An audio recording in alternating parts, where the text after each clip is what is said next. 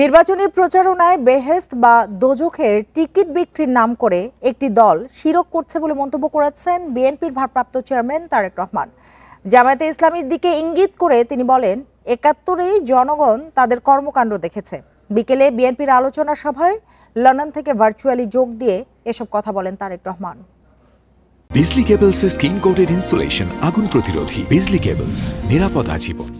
একটা গোষ্ঠী, একটা মহল ধর্মের নামে বাংলাদেশে একটা বিভাজনের পথ। রাজধানীর কৃষিবিদ ইনস্টিটিউটে সপ্তাহব্যাপী দেশ গড়ার পরিকল্পনা নিয়ে কর্মসূচি আয়োজন করেছে বিএনপি।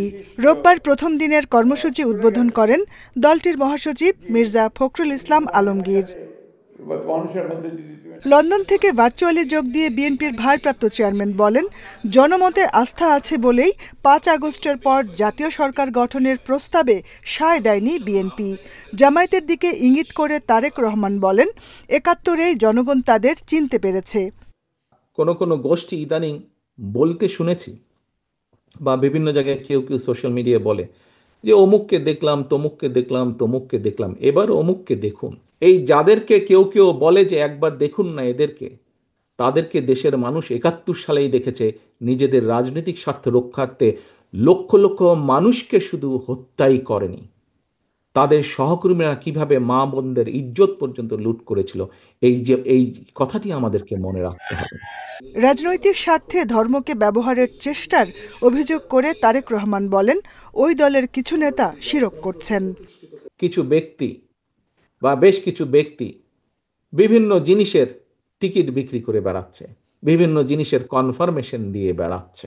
দোজখ, বেহেশত, দুনিয়া সবকিছুর মালিক আল্লাহ। যেটার মালিক আল্লাহ, যেটার কথা একমাত্র আল্লাহ তাআলাই বলতে পারে, সেখানে যদি আমি কিছু বলতে চাই, আমার নর্মাল দৃষ্টিকোণ থেকে আমি বুঝি যে সেটি হচ্ছে শিরক, সেটি হচ্ছে শিরকের পর্যায়ে পড়ে।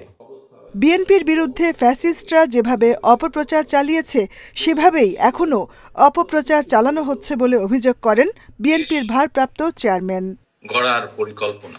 Jahanara Parvin, independent news, Dhaka.